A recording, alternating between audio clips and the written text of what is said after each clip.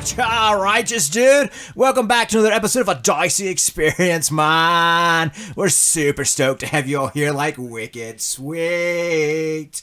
Today, playing with me are some major awesome players. Next to me is Mr. Meerkat. Hello, Mr. Meerkat. What are you doing this evening? I'm D&D, bro. Bro, yes. What's your character, man? Sounds righteous. Yeah. Lucas. Rad, man. That's rad. Oh, sweet. Who's that sweet sister? Oh, no, it's a bro across from you, Mr. Jean. Tell us about yourself then. Like, you look super lazy, man. Yep. Super lazy. Lazy man, they call me. The laziest of lazy men. I play, the character John. John Lafayette is his name. He's a Aragon rogue, and he also does things with a Drake. Righteous. Bro. Sweet. And who's that over there surfing the waves, man? Looks like like he stole that awesome surfboard, bro. Hello. I am stolen, and these waves are righteous. Yo, you remind me of like a super fast sloth that I know. Some mad skills there, man. Cowabungie. Like, what are you doing in D&D, bro? Like a turtle with magic. Sick, bro. My hang tight sign was like doing an I love you sign and then like a, heckum horns. I probably did that all wrong, but welcome on into a Dicey Experience, guys. We're super stoked to have you guys all here. Thank y'all for coming to hang out with us again. As you already heard, we have some amazing players and some really righteous and cool things happened last time on a Dicey Experience. I think Meerkat did it last time. No, it was Lazy Man. We were all surprised that he remembered everything for the intro. Wow. So as a consolation prize, you get to pick who gets to do the recap. Ooh, wow. Rare Lazy Man W. So I'm going to leverage this into the best decision ever. And Jason, you are going to give us the recap. Oh, nice. Okay, great. Sounds good. So last time our players, they went down the gullet of the giant dragon turtle and they fought some crazy starfish creatures and stalactite creatures out in the middle of a space-worn area. And then pooped into a strange place where suddenly they were out in the open ocean with regular sunlight. It was a quick shift and change from like almost a nighttime type feel to a daytime type feel. But they're like, this is cool, no problem. And they moved on to this island called Mundra, where they were trying to get in the first place. There they made their way in to kind of figure out where the awesome food competition is going to be, the cooking competition is going to be, and gather some information on that. While doing that, they talked to a beautiful hag who offered them some cool items, and they said, nah, thanks, but we'll go visit your sister's store. So there's a couple places they're going to go visit and entertain those areas. They ended up getting some umber rings that allow them to get a cart to kind of come around and give them a ride as long as they pay them some gold. Lucas got a ring and took off in one direction, and then Crew also got a ring and followed behind him, intending to play a judge. Jean, agreeing that he also needs to play a judge, decided to skip that entirely and went off to a different direction, making his way to the St. Marcus Eternity Tavern. He came inside there and found everything with lots of different tents and different things on the inside, and went and found a room to himself with a hookah, choosing which flavor again? Orange as his flavor for smoking. Wonderful. We'll go back and listen to the last episode to see if that was true or not. So with all that in mind, Lucas has made his way to the top, and the scene is set there where he saw a automaton that he recognized when his cart parked. Seeing that the party is of course split, and we know that Crew's heading in the direction of Lucas, we're going to go ahead and do a roll off between Lucas and Jean to see which party member gets to go first. So it'll just be a straight D20, and whoever gets the higher number gets to decide who gets to go first. John, what did you roll, buddy? I haven't yet. I was waiting. Oh, 3, 2, 1, roll. 8. 15. Okay, Lucas, who gets to go first? I'll go first. Wonderful. Oh, thank goodness. Well, I wanted to backtrack a little bit, right? Because you have Freddie in your cart, and as I was planning and thinking about this episode, I realized that there was plenty of time riding in this cart as you're exploring the town that seems to be on a large hill and miles and miles long, so you have to ride these carts to get around to different places. And it also kind of wraps around like a kind of a candy cane on these cobblestone roads, making your way to the different locations you're trying to get to. You have a centaur driving your cart, which is pretty cool. And he's just kind of trotting along, doing his thing. No snacks or anything. It's just a basic cart that you're riding in the back end, but it's got some nice little wooden benches. You guys are kind of looking around a little bit, and Freddie kind of goes, "Oh, Lucas. Oh, yes, Freddie? This place is really big. Is it really big? Like, I've never really seen a town this big, and the last time you guys went to town, I kind of stayed on the boat, and I'm glad I'm not this time, because Lily's really scary with that fire sword, and we almost, like, burned the boat down. But can we just... And then I'm a little stressed, too, right? Because some weird crap just happened on the boat, and, like, nobody's talking about it. What weird things happened on the boat? But, like... Didn't you see Jean chop a freaking giant ball in half as it was flying towards the boat? And what about Cruz losing an arm? Nobody said anything when he got back in the boat. They said not to worry about it. And I'm a little concerned that Lily cut it off with the fire sword at some point. And, you know, like, you got voted in captain, and that's really cool and stuff. But that's got to be a lot of pressure. Oh gosh, and then like starfish attacked us? And why was it night and then day at the same time? I get the feeling that nobody's communicating well with you, Freddie, so... No! Not at all! I am sorry for that, and as captain, I need to take responsibility for that. It has been a lot, and... There's a lot of responsibilities that I've taken, but I should not have neglected you. Thank you.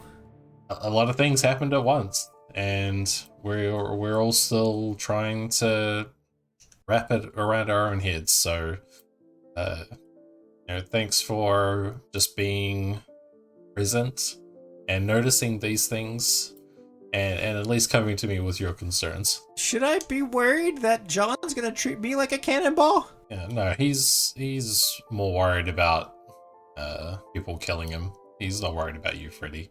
Oh, okay. I guess I'm not a threat. Well, that's good. Yeah, you're not a threat per se. Oh. But once we have some time to ourselves and we get past this competition, then we can work on your skills and train you to be able to defend yourself as well as be a good guard for the string. Okay, I really want to be helpful. Are you doing okay as captain? Like, do you need any help or something? It's, you don't know what you don't know. So I'm still trying to figure things out. So if you can keep bringing these things to me, I know that obviously I need to communicate better with everybody. So that's one thing that you've helped me with so far. So just keep doing what you're doing. Freddie. Okay. Well, can we at least talk about Cruz's arm? Like, what the heck happened to that? It got cut off. What? Was it Lily? No, it was long story short, there was a genie, there was a jail cell, there was a big fight, and unfortunately, we weren't there to help in time for his arm to come off, but he seems to be doing okay. Okay. The day after, he just was acting like it never happened. He's just completely fine with it? Seems that way, but maybe that's another thing that you've helped me with. Maybe I need to follow up with him and check to see if he's okay with his arm missing. Oh, okay. All right. Why? Is it gonna be night and day that fast all the time now? You know, Freddie, I don't quite remember it changing from night to day so quickly, but Oh. you know, with everything going on, I must have missed it. Okay, and are we inside of a dragon turtle? It seems more like a portal than being inside of a dragon turtle. Oh, So man. I would say it transported us to another world. This is all confusing. Okay. All right. Well, thanks. Anything I can do besides just bring stuff to your attention? Like, You have a good eye for inter-vessel relationships, it seems. And I need to be aware of those things. So keep doing that. what's a vessel? The boat. The ship. I have to be inside. The string. Oh. Okay. Would you like to leave the boat more often? Is that what you're asking? That would be great. Yeah. I just like being in the loop. I feel like I was the first guy to join up with you, and I've been just abandoned on the boat all the time with the creepy girls. And it would be nice to get off once in a while. I'm sorry, Freddie.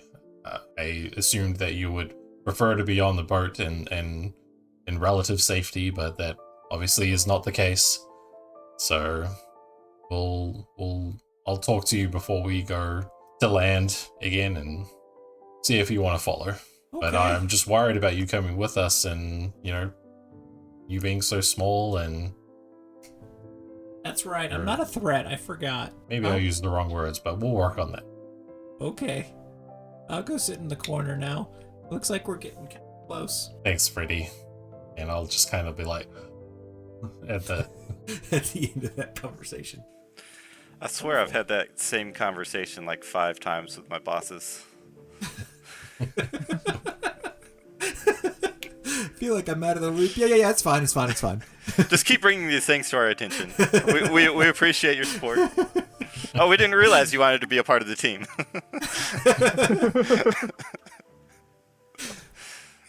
Tell me about it.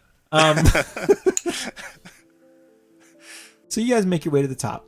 You make your way to that large pavilion, and like we mentioned before, it's really cool because it's kind of like it's gray in color, and it's almost like a coliseum type feel at the bottom. And as you look up, it's kind of got some office buildings at the top. But you definitely gonna, if you walk underneath it, it's gonna be more of a pavilion. It's full, and there seems to be lots of activities happening. At one side of the corner, you've got some older gentlemen playing chess. You definitely see a dwarf that is upset with a gnome who just checkmated him, and he's just flipped over the chess table and seems to be yelling and screaming, and some people are kind of looking over, and he's yelling loud enough that his white beard is kind of swinging back and forth. And you look to the other side, and it feels kind of like a park, yet pavilion, yet mixed kind of a situation. So there's a playground where some kids are playing. There's people kind of going out for their normal jogs around the pavilion. There's some kind of green areas around there with trees and different things that are growing in the area. But you do see some signs kind of leading to the inside saying cooking competition this direction. And as you begin to make your way into this cooking competition pavilion, you notice an automaton that you recognize. Sir Volan, would you mind describing said automaton for me? Well, obviously this automaton is a gorgeous specimen of metals, copper wiring, brass, arms, and has definitely changed since the last time Lucas has seen it, and it just kind of stands outside nearby the entrance of wherever its master is, sitting there watching. Makes a couple noises here. Just kind of. That's all it's doing. You know, when you see this automaton, that Dieno, the Gary to your Ash, the bane of your existence, is not too far away. And of course, you see him, surrounded by a group of ladies that seem to be in awe of his fancy clothes. And he's showing off some... What are you showing off in front of these ladies? Yes, ladies, this is wonderful. Yes, I can get to all of you eventually, yes. What they are seeing is a very colorful batch of padded armor. There's tufts on the side of the shoulders, a little poofy. Almost like there's some kind of royalty aspect to his clothing and doesn't look like he's been out and in a fight a few times. Definitely someone who's showboating well enough, and some nice big thick glasses that go around his eyes, and he just says, yes, and he takes a hand of one of the girls and just, tomorrow we can spend a little more quality time together, and just says, no, off you go, I have to get working. And he starts walking back. Daisy! Good job. Thank you for watching. Anything to report? Nothing. Good. What do you do, Lucas? As soon as I see the automaton, I'm like, Freddie, get down, and I like push him down and like go to the edge of the cart that I'm in and kind of like peek over the side and look to see what Daisy and Volan look like now, and see that that's happening. And I guess depending on where the cart stops, I may I guess where the cart stops and where the entrance is, I may try and figure out a way to get in without him seeing me. But if it's not something that's available, I'll just try and walk in and just kind of be like hiding my face while I walk in. Yeah, there's a large crowd of people that is around, so you feel like you could probably sneak by.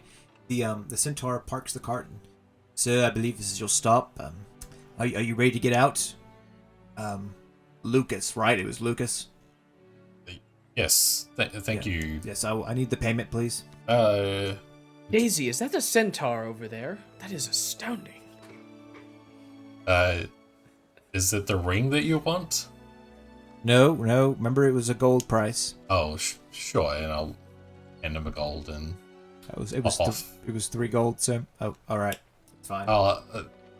3 gold, sure. I'll give you 4 for obviously my era. Oh, thank you. He'll stick his hand again. I got children at home that need some food. You know, I'm working real hard trying to make some extra money for the family. Good for you.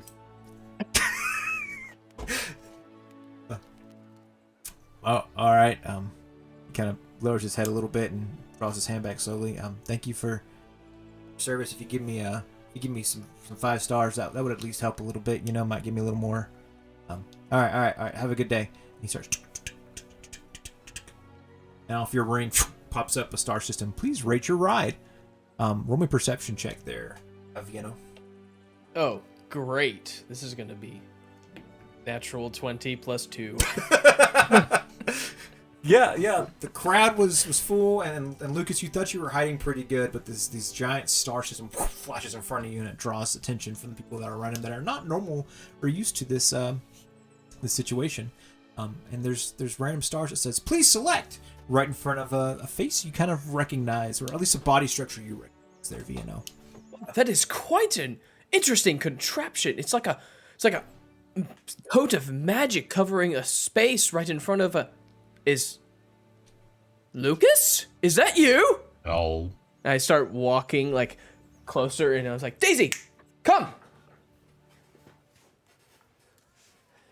Look around and be like, Vienna, I didn't see you there. And I'll kind of walk up. Well, I'm quite impressed that you didn't see me. You do know Daisy stands out like a sore thumb. It has been years! I mean, how are you? Yeah, I'm very well, Vienna. How are you doing? Well, you know, I'm still trying my hand at my culinary arts. It has been a difficult road, I will admit, since the last time that you really put me in my place that one time, right? So I just figured might as well sometime run into you again, and maybe this time it won't be so easy for you. This, you know, I all is fair. I lost last time. It was my own hubris that got in my way. I was young, and we both were, and I understand that, well, sometimes you don't have to be of noble birth to be very, very excellent at everything, let alone cooking, and I just wanted to make sure that, there was no other sourness between us, even though it has been, what, how many years? DM, how many years has it been?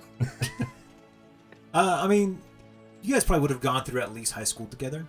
I would imagine high school age, so like 18. You're what, 26 now, Lucas? How old is Lucas? Say, Yeah, I would say about that. And so, 15, 16 years. Yeah. I must have been 16, 17 years. I mean, I'm surprised to see you here. I didn't think that the culinary arts were something that you were this interested in. Are you here to spectate? No, I do believe that I have signed myself up for this particular competition, specifically just so I can, mostly so that I expected maybe you would show up. I don't know. I'm not stalking you or anything, but I was hoping to eventually get my revenge, as they say. Yes, that is what it is, right, Daisy? Dunk dunk. And I'll look at Daisy. Daisy, you're supposed to agree with me. Yes, master. And Daisy is here as well. Will you be Yes, of course. entering as a team again this time?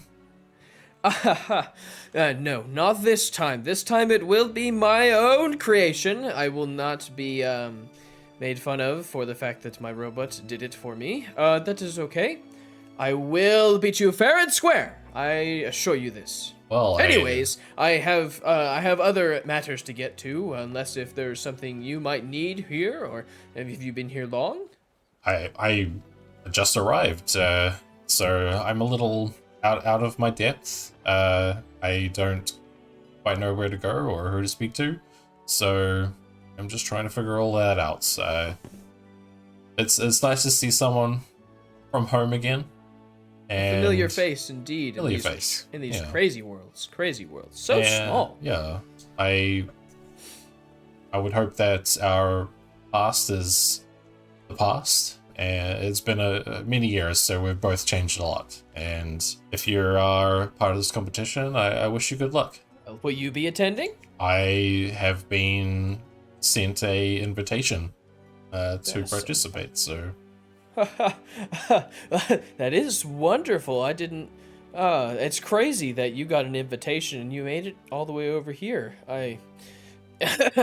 Anyway, I must be going. It'll be good to. It's good to see you as well. I guess not as always, but it is good to see you, and I will see you later then if you will be going. Anyway, Daisy, we must go off. And then we start to just walk off. I don't even say bye after that. Freddie, I just turn around and start walking. this entire time had his hand out to shake your hand, and when you walked away, just slowly pulled it back. My name's Freddie.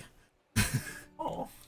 I will kind of crouch down and get close to Freddie, and I'll be like, "That's Vienna. I haven't told you about him, but he's kind of my childhood nemesis. So we need to keep an eye on him. You use your observation skills like you have been, and keep an eye on this one. Should we send Lily after him to stab him with the fire sword? It is an option, but we will keep that in our back pocket for now." Okay. Oh, he pulls out a little notebook and writes that down. Have Lily stab Vienna with a fire sword. And this little book, are you keeping this safe and out of sight from everybody? Yeah, it's got recipes and stuff. You gotta keep your recipes secret, right? Well, if you mix in about killing people, then definitely keep it secret. Yeah, it's my private pirate book. See, it says it on the front. How to be a pirate good. And cook stuff. Good job, Freddie. I'm writing things down so I can remember them better. How to be a pirate cook for dummies.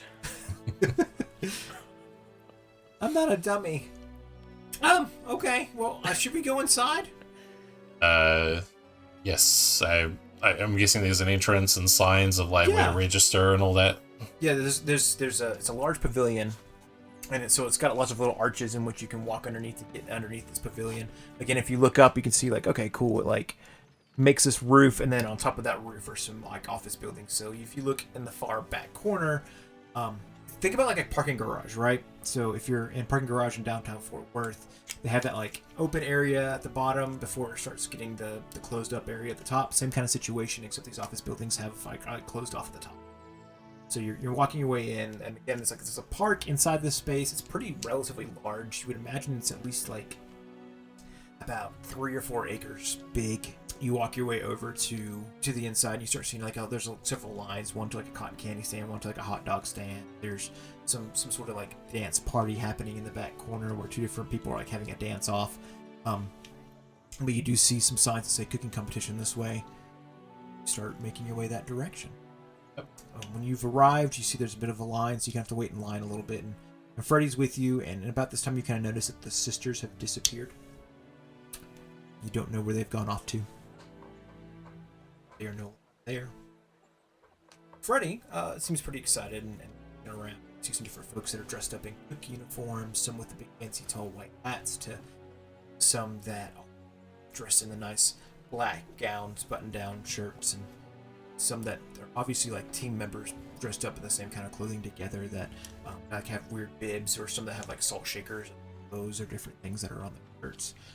At the end of this line, there is a wooden table that's kind of got 2 little folding table essentially. Got 2 middle brackets that kind of hold this table up, and it'll something fold it and move this table around, which is kind of cool because you've never really seen anything like that before. Most of the time, the legs are wooden in nature. And these ones have like metal legs that can fold up inside underneath and be moved from place to place.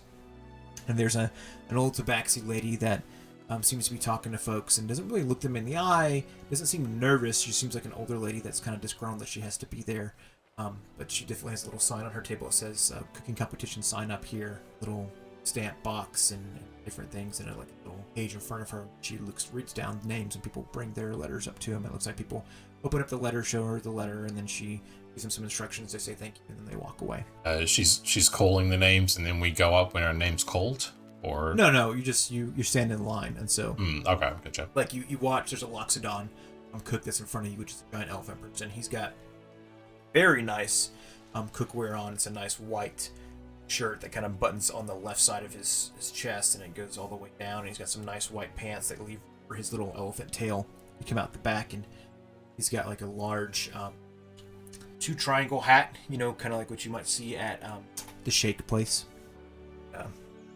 He looks very well fancy and stuff, and he's got some different cooking utensils strapped to his back. He looks like he's kind of just carrying his whole kitchen with him on his back. Walks up and goes up to her, shows her the letter. They have a conversation for a moment. He kind of looks surprised, and then she kind of like shoos him away, and then she goes, "Next!" And the next person comes up in line and walks up to the table, and the same kind of process happens. I'll wait for my turn and see if I can catch any of the names being said, and if I recognize any of them. But I'll just keep shuffling along until my turn is up. Roll me a history check. 11.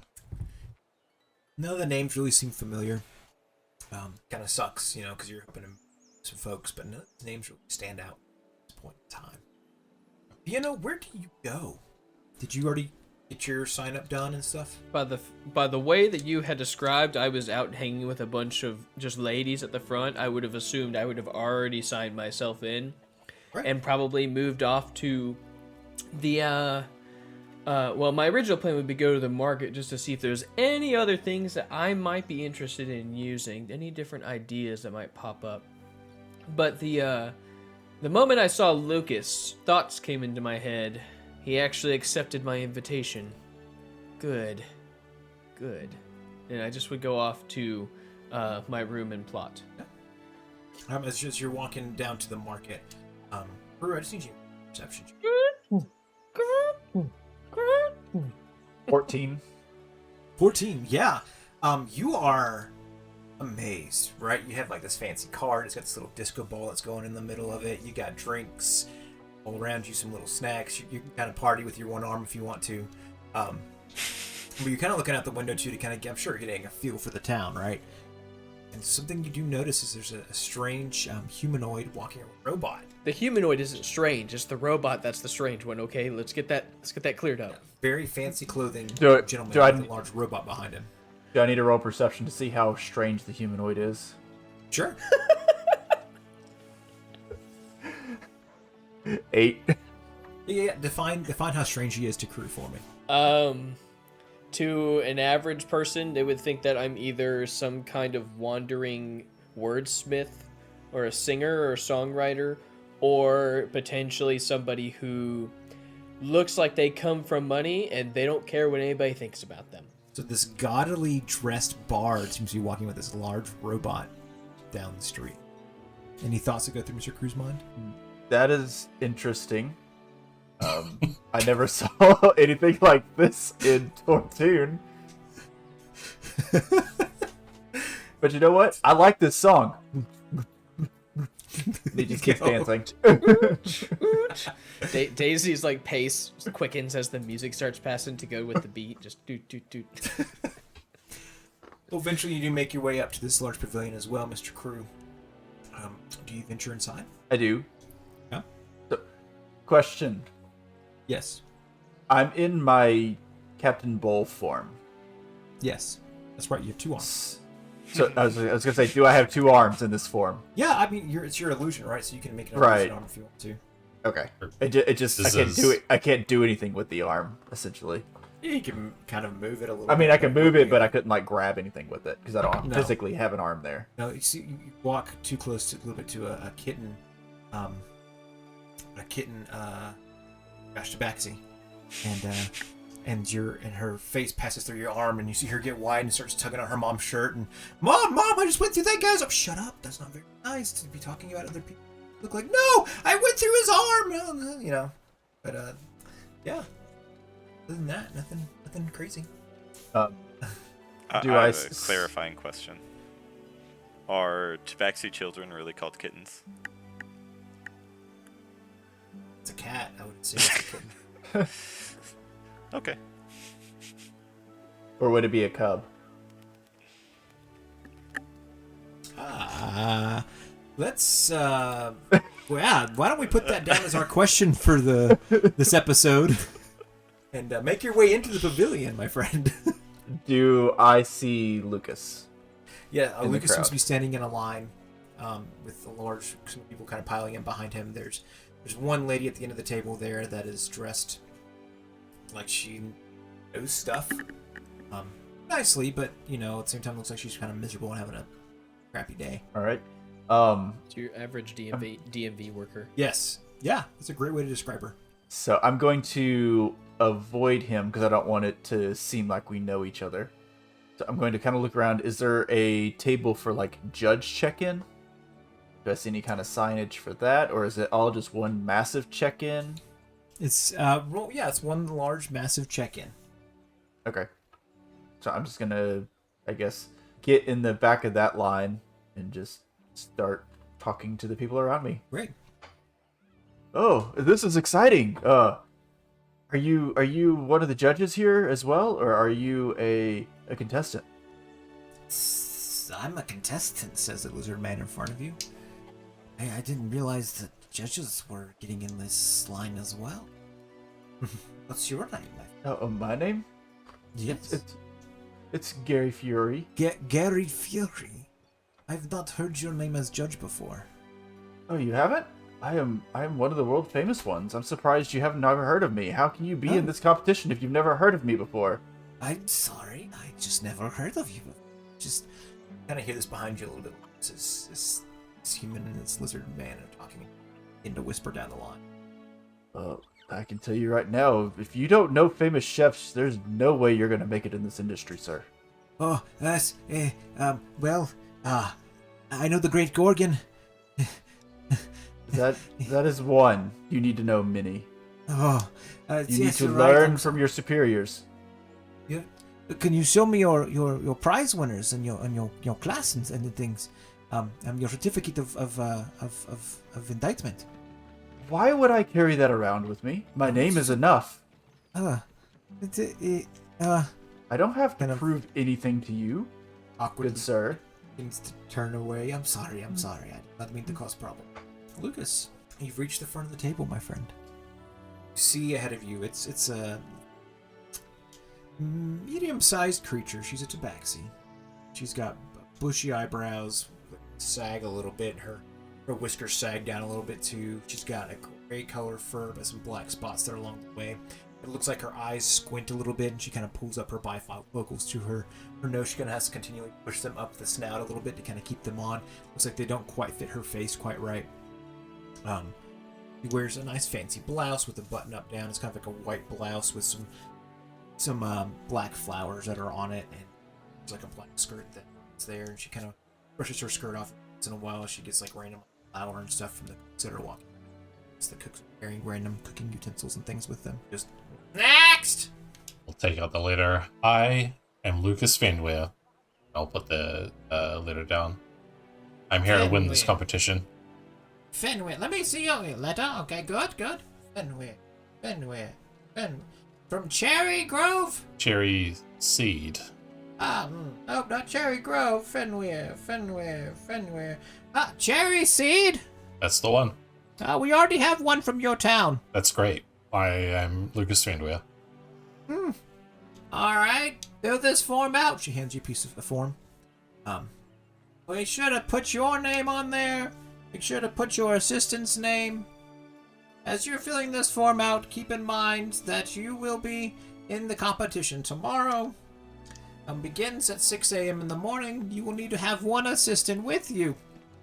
I would advise someone that knows how to gut.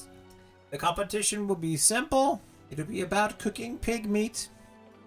So to know a good pig recipe, you will have to slaughter your pig. If you win this competition, or at least place in this competition, you will receive your badge box, and then you can continue on in the main course of the competition throughout the terrarium. I need to have an assistant. For this part of the competition, yes. Okay. Put you very his much. or her name down, please, and please return the form to me. I will put down Frederican and hand it back to her. Wonderful. Okay. And you have a map of the terrarium? I would like one, please. We don't have them out. You're gonna have to go find one if you don't have one already. Okay. Great. And I would advise there's sometimes they buy those what are they called? I forget their names. They're floating skulls, and they give information. I would advise having one of those too if you are going to continue in on this competition. If you haven't bought one of those already as well. Okay. I will. I don't know. Where would I get one of those? Most of the magic shops sell them. Gosh, I would check in one of the 3 magic shops in town. Is there a discount voucher that you can offer for participants of the competition? No. Okay, then. Thank you very much. Next! And she kind of begins to shoot you off. You've been very helpful. She'd go, don't forget, you gotta meet at the pens tomorrow. The pins? The pens, yes. They're on the south side of the mountain. You'll know them when you see them. There's a bunch of animal pens down there. That's where the competition's gonna begin. Don't go towards the auditorium part. Go towards the pen part, and be sure to let them know again your name, and they'll put you in the right spot. Okay. Thank you very much. Is there anything else I need to know? He leans in real close. I'd wear something tomorrow. You don't mind getting dirty. Thank you for that. You're welcome. All right. Have a good one. Oh, you Smiley put my day to name you. down? Why did you write my name? Freddie, you have been helping me cook this entire time. You are ready. But I've never gut a pig before. She says we're gonna have to gut a pig. We'll figure it out. I've done it. Oh, all right. True. Watch as Lucas walks away, and Freddie seems to be whining about something. Do either of them act like they recognize me? Freddie looks and he gets ready to wave. He's pretty excited. Oh, look! And It's Crew! I just kind of nod and then turn my back to him. I'll kind of pull Freddie and be like, I know we didn't discuss this, Freddie, but you need to act like you don't know Jean or Rue for now. Oh, are you sure? Yeah, we're figuring something out, and I can't tell you more about it right now, but I'll tell you about it when we're in private. Are we still all friends? Still little friends. You have to trust me, Freddie, so let's just stop talking about this right now, and then we'll figure it out. Okay. Rue, are you waiting in line? Yeah, I'm staying in line until I get to my turn. Next! Oh, yes. Hello. I am Gary Fury. I am actually replacing Rochelle Ways. She was not able to make it, so I'm replacing her as judge. Miss Sways? Is not gonna be... No, she apparently used some spoiled veggies in her last soup and has come down with a little bit of a stomach bug from it. Oh. Well, what's your name? It is Gary Fury. I've never heard of you. Next! Well, I'm the new judge here. I'm replacing her. Well, she would replace someone with a name that is recognized. My name is very recognizable. All right. She kind of see her go down. She's got a little wooden box below her. She digs around and she moves some file folders around to see one kind of fly in the air and land back down in the box a little bit, and some papers kind of start flying. She pulls out a form. You gonna take this to the DMV box or DMV office, and they'll file it, and you'll load it in about 6 to 7 business days if you can replace her. But the cooking competition is in 3 days. Well, if you can get her to sign it, that'll help settle things down. And then do I just bring this back to you? Yes, and remember the preliminaries, the big, the initial things are starting tomorrow as well. So if you're really a judge, you should know these things. Well, it's been a very last minute thing. Like I said, she just got sick. Well, you get her to sign it. You take it to the DMV place. The DMV people, they will then go through the file process. And it will go faster if she has a signature on it. If not, it's going to take a couple of days for them to go and verify with her. And then, the casting of sending spells cost a lot these days. And so they have to find a cleric that's willing to do it. She's not even in the terrarium. How am I supposed to get out, get her signature, and get back? Not my problem. I want to speak to your manager. So if you go to the DMV, you take this paper, you will find my manager. Next! She kind of starts looking around you. You want to roll anything to try to persuade or push your way through this? No, but as I am walking away, I will push the papers off her desk. That's... Oh, my bad. I'm sorry. Maybe you should go to the DMV and get that sorted out. And walk away. She gives you like a glare. Very cool. Anything else we need to sort out before we move on to the other side of the island? Watch as the camera rises. And it kind of moves away as this lady is now like throwing pencils and things at Crew as he's walking away from the table. They're just passing through my arm. He's quite upset.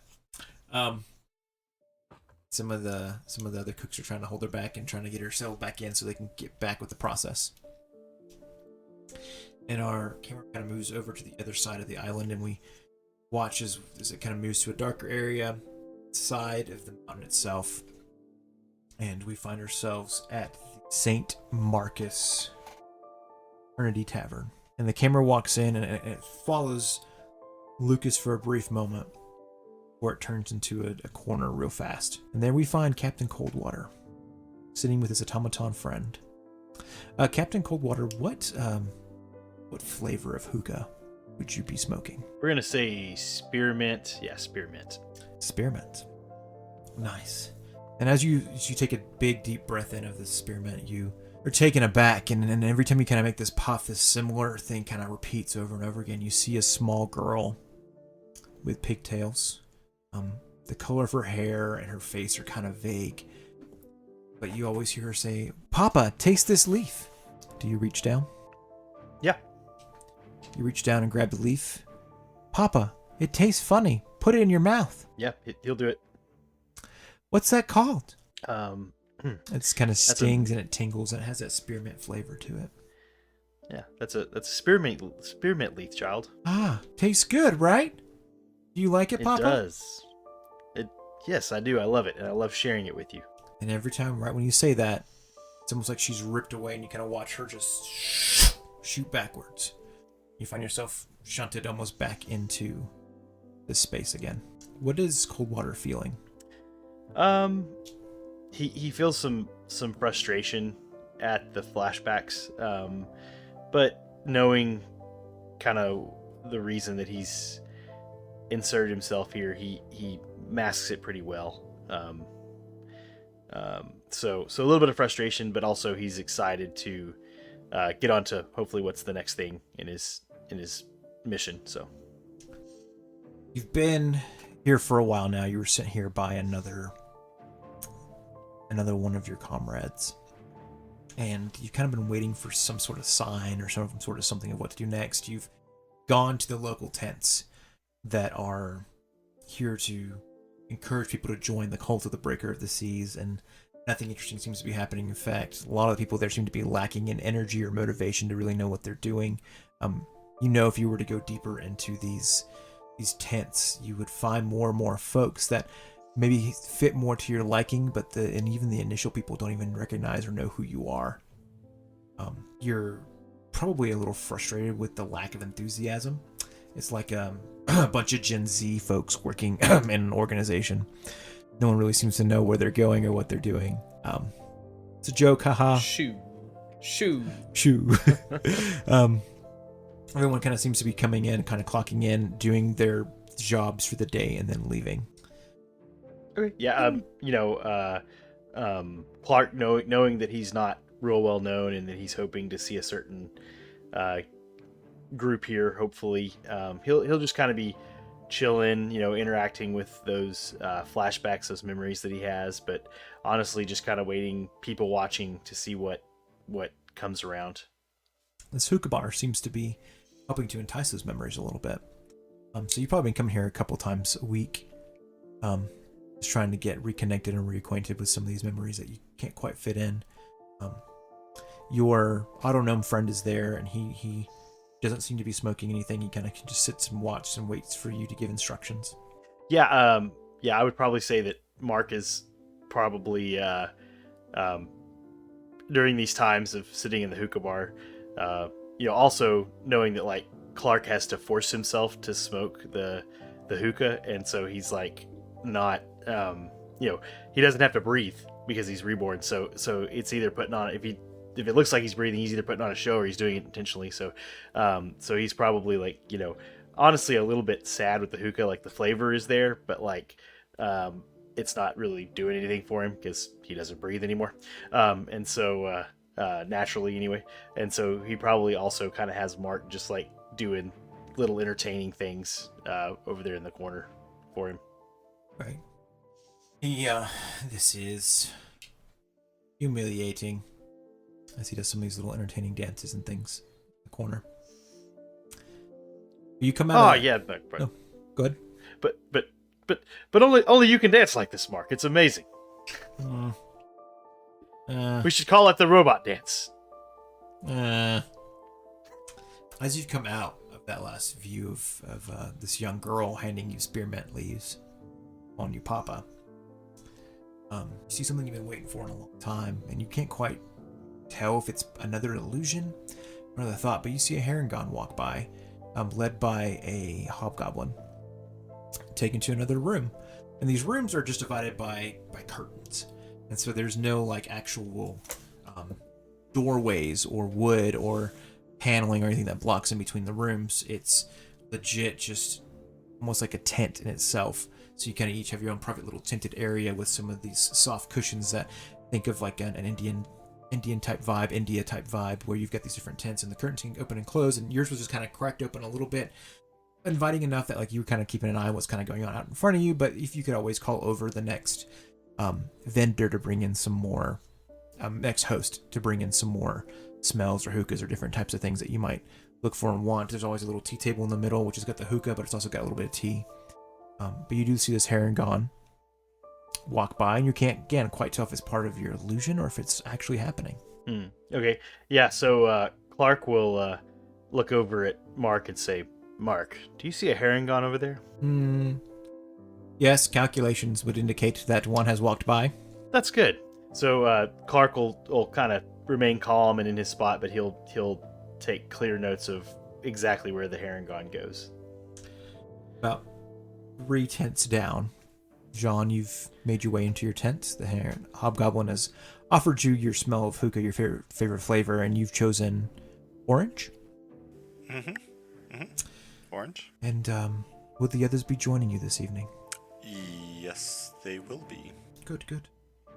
Odd of you not to have your mask with you, sire. It is, isn't it? It is. Do you need me to fetch one for you? Yes, that would be excellent. Much appreciated. Very good. And he goes off and comes back with see the hobgoblin walk by your tent there, cold water, and then eventually comes back with a mask in hand, and hands it to you, Jean. And it's a mask. It's kind of interesting because it's got it's white in the face, or white outline, but it's black inside with an outline of a bead on it. This should fit nicely.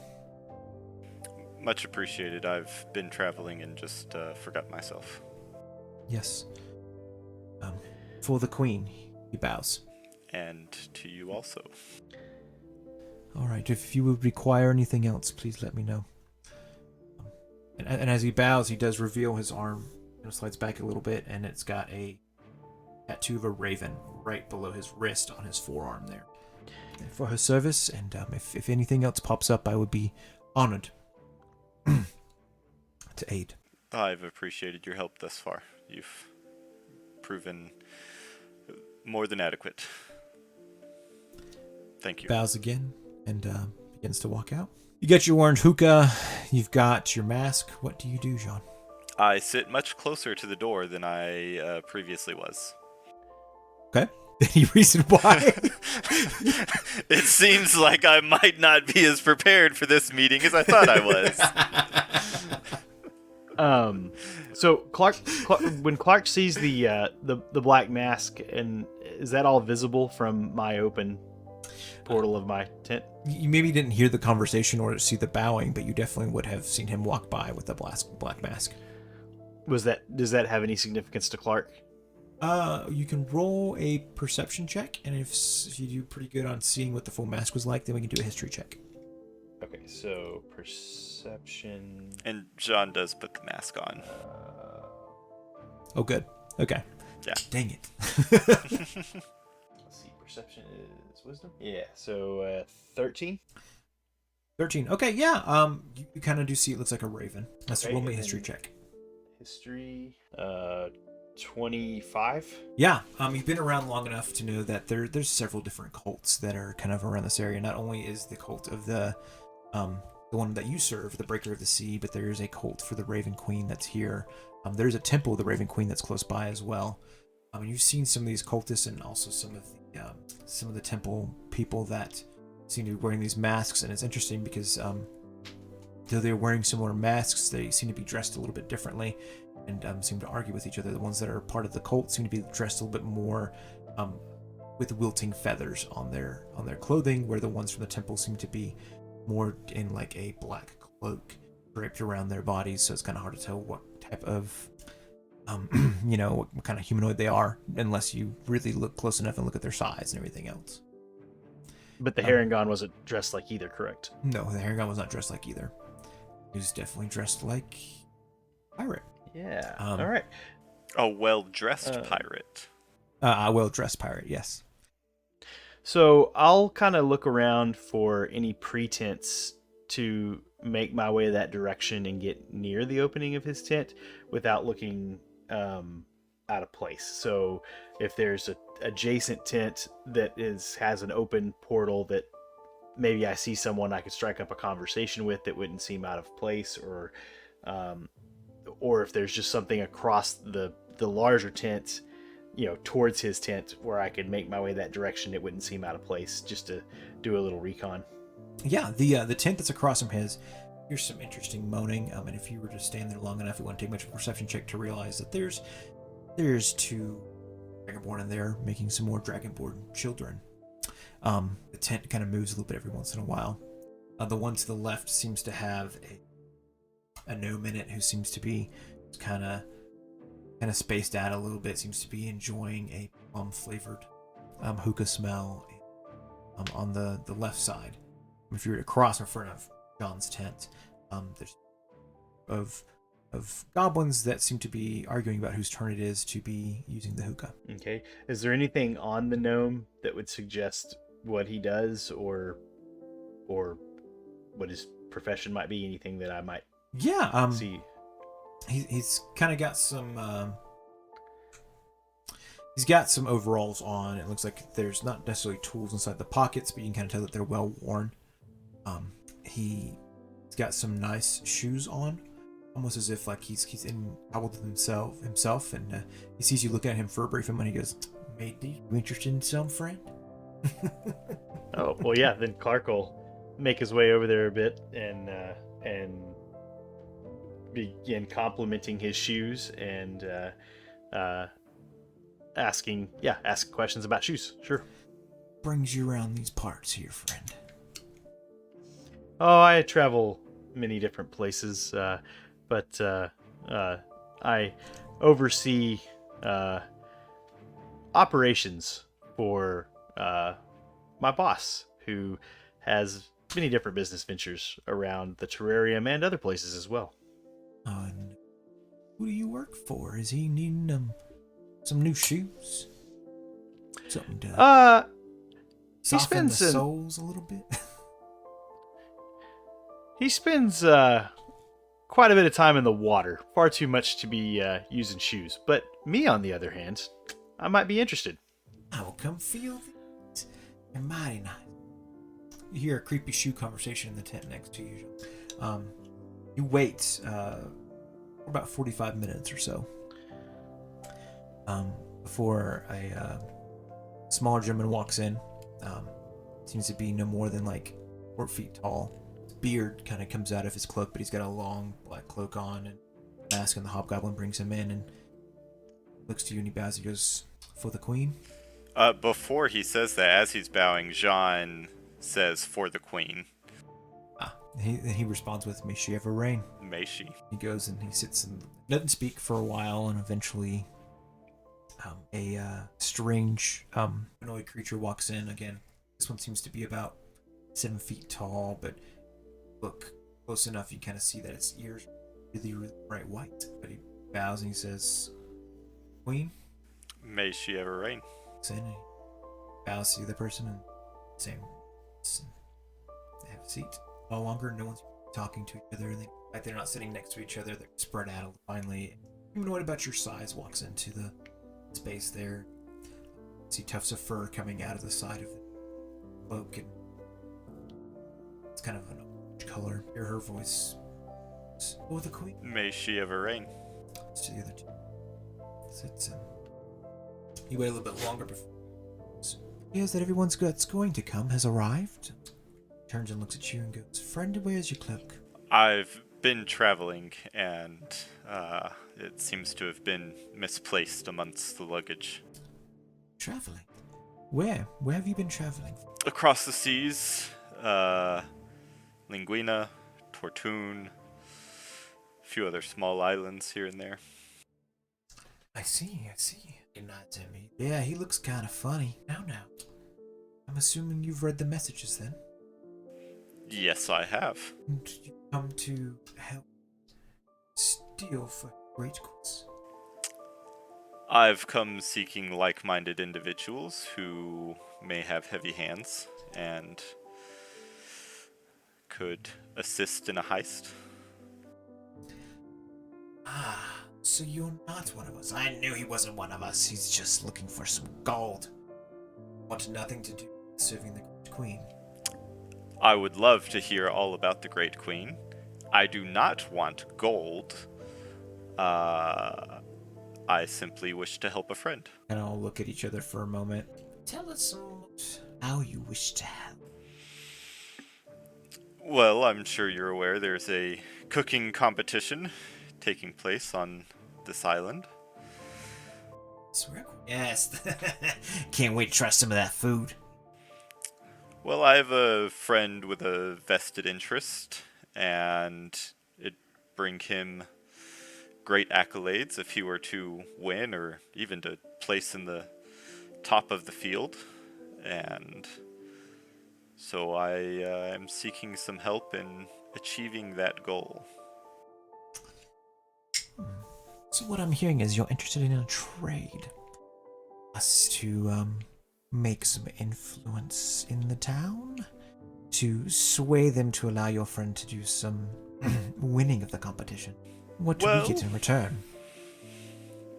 I actually believe I have a firm plan in place. I simply need some wheels greased to have some papers moved to allow myself and another individual to be allowed to be judges and not have anyone ask too many questions. The smaller one strokes his beard for a moment. What might you think that we have influence to allow you to be a judge?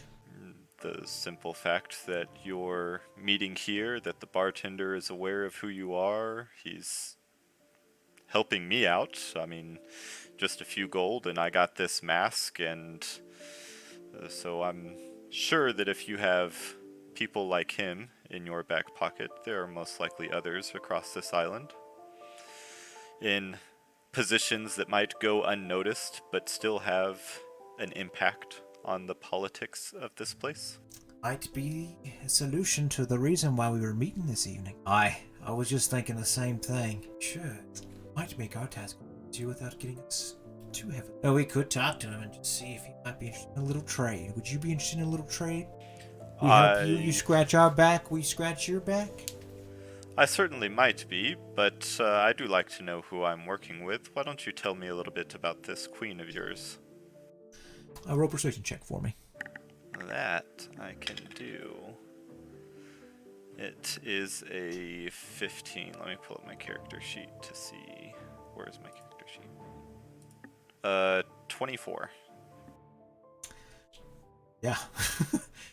Kind of the dwarven one kind of leans in and goes, well, you ain't never heard of Raven Queen, bringer of death, goddess that protects those and helps guide them on to their ways of living.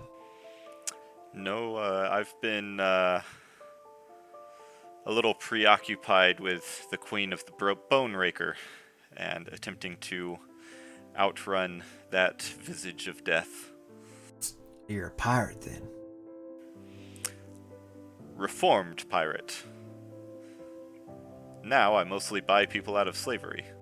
Some skills like that. Stolen treasure before. See, might serve well. Our Raven Queen not only serve the Raven Queen, serve a mistress, one of her bringers of death, one of those that do the guiding. Her name is Vorshada. She has informed us of a small cult that seems to be providing a small smidge of a problem here in town amongst the realms. They wouldn't happen to have a purple tint, would they? No, that is the break of the seas. Nasty cults in general, we can only take one thing out at a time, but perhaps if you're willing, there is a giant of death that is leading this cult, and she has a magic scythe. If you can steal the scythe from her and her people and bring that back to us, we're going to scratch our back and open up some doors for you and your compatriots to win this competition. Fair and square, of course. I see. Jean is stroking his rabbit chin.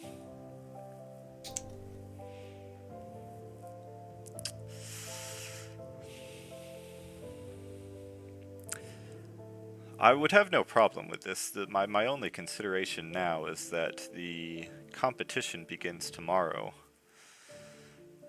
And in order to plan a heist against a giant of death might take more time than is feasible in order for us to begin judging this competition in a timely manner to assist my friend. Yes, well, the competition does begin tomorrow, but the judging portion begins in 3 days. Gives you time to just come back and bring us to Scythe, and for us to meddle in the affairs and change a couple of things to allow you and your friend to judge. I'm going to need much more information about this Giant of Death and this Scythe. Good. What kind of information are you looking for? Well, when you say Giant of Death, do you mean a giant who is some sort of harbinger of death? Or do you mean an individual who is around death so much they've become known to be a Giant of Death?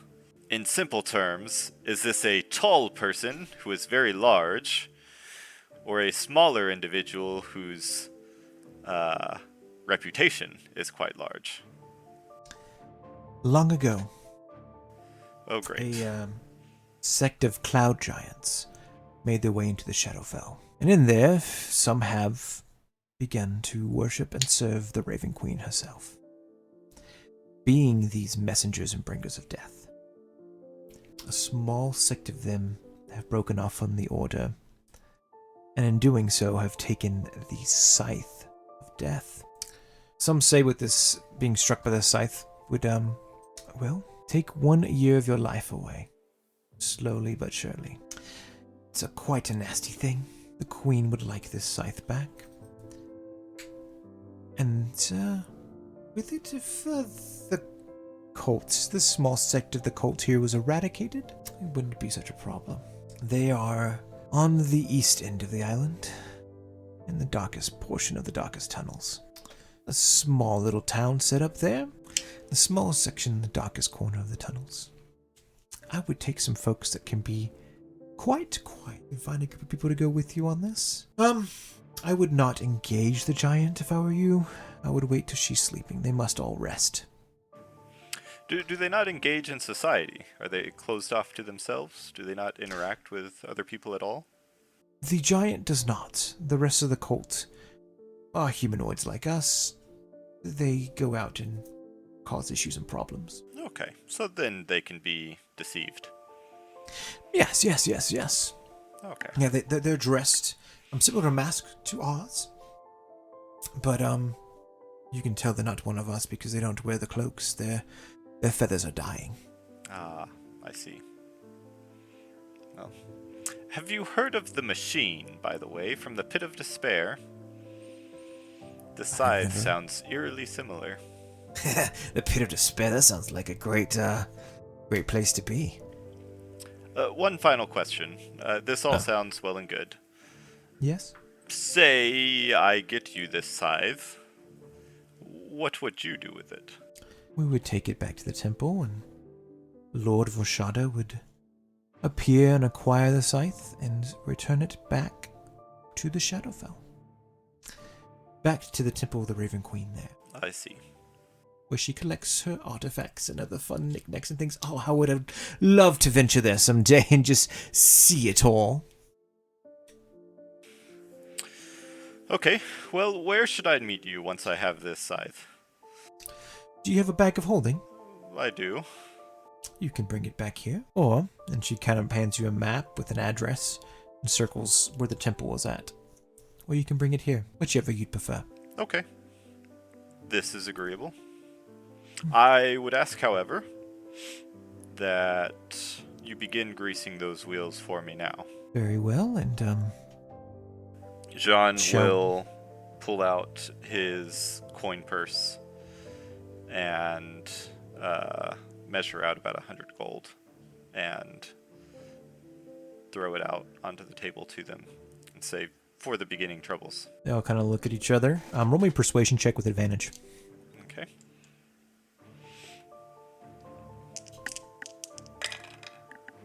Cool. It's not good. 15. I rolled a 4 and a 6.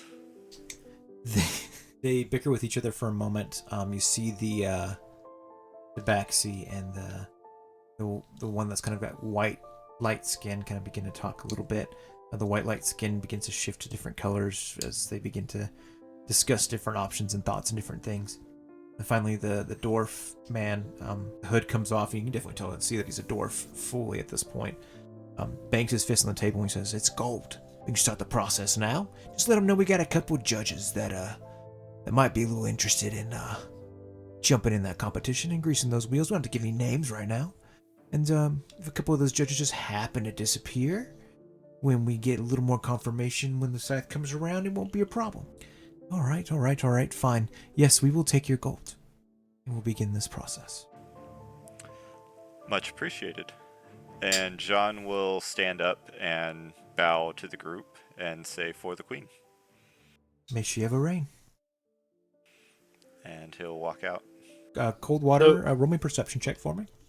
Okay. Perception. I'm pretty good at those. Perception. 24. You learn a lot more about shoes than you ever wanted to. Or so the gnome assumes. Because he goes off telling you about these things, and I'm assuming you're kind of nodding your head and saying, "Oh yeah, that's great." But you definitely hear probably this whole conversation that happened in the tent next over. Yeah, and about the time I hear the conversation wrapping up, I will have steered the conversation around to a nice pair of what would be the equivalent of like some Italian leather ankle boots, and I will just pay him for those. Tell me how much those are, just to kind of shut him up right at the right moment. And then I'll just kind of, as Jean is walking out of the tent, say something to the effect of, and that's how I made my way into a den of Goliath and took that broadsword right off that sucker while he was sleeping. And I'll just kind of shake a couple of coins to get him the hint that that was not comment meant for him. But very loudly over my left shoulder. And at this point, you know, Clark's got a character, so he's kind of doing that kind of Matthew McConaughey swagger just a little bit. All right. That's kind of the jovial sort of conversational sense and everything. So tell me how much my Italian boots were. He's gonna charge you 2 gold. Awesome. I'll take that all day. Oh, sorry, Some expensive shoes. He's got to find out where Italy is first, so he can get some Italian leather. What are those, Jordans? So as John leaves, he's gonna take his mask and put it back on the counter of the bartender. Or I guess you hear cold water say this as well. Yeah.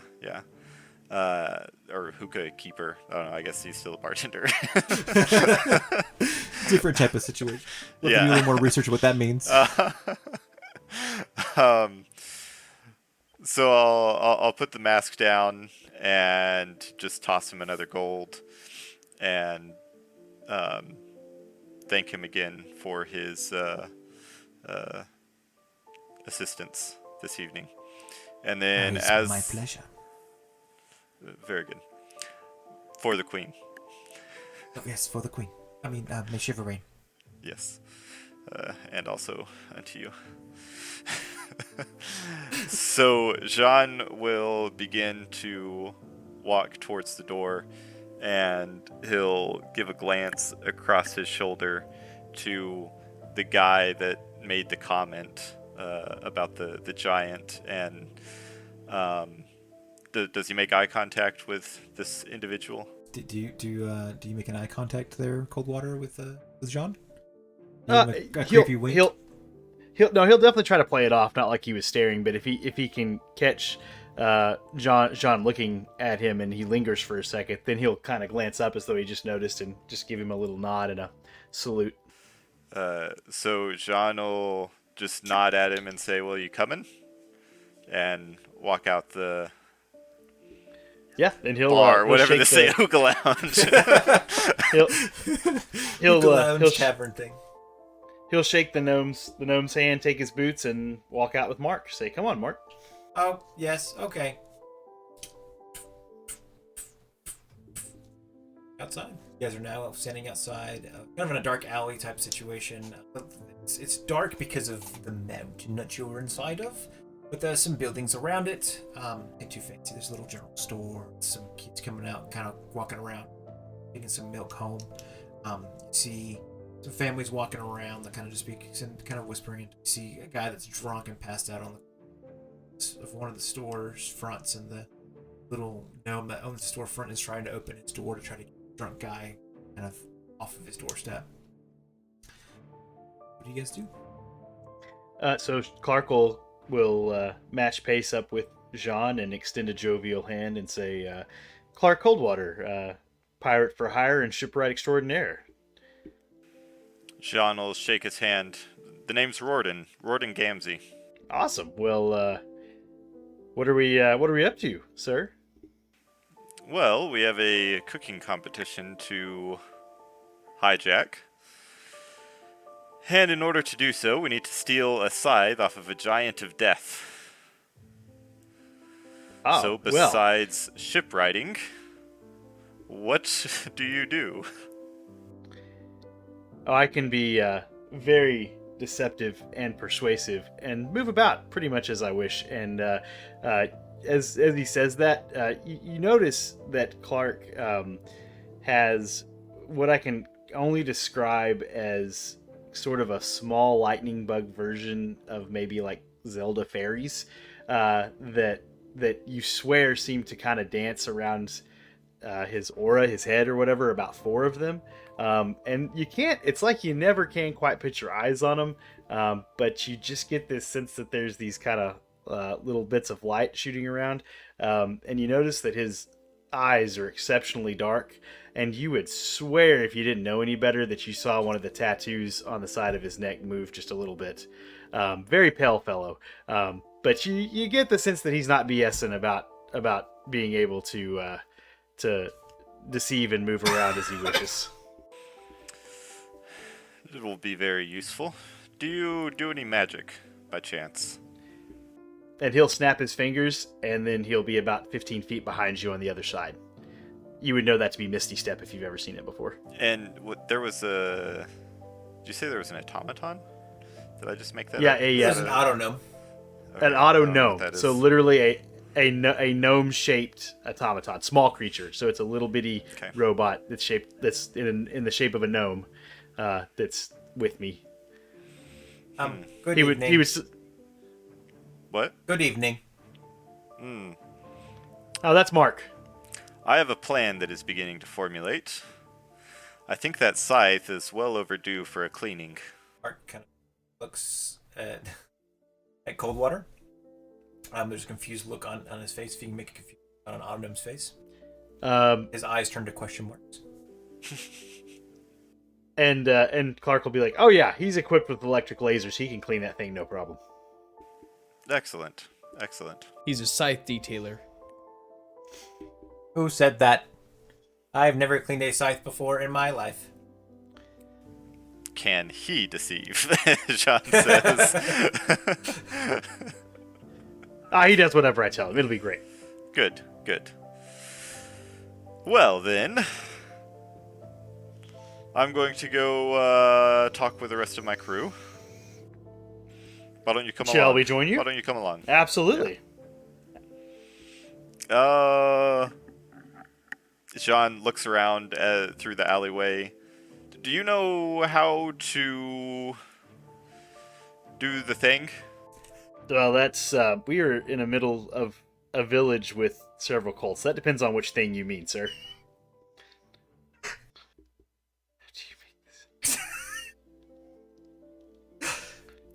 I believe he's referring to the Umber, sir. The Umber.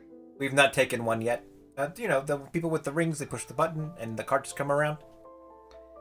Oh, the public transportation. Well, how do we do it, Mark? It would appear you would need to purchase a ring, an Umber ring, and then that would call someone to come take you away. Sorry, boss man, no Umber ring here, but we can go get one. Why don't we just walk? Works for me. And Sean will continue walking up the mountain.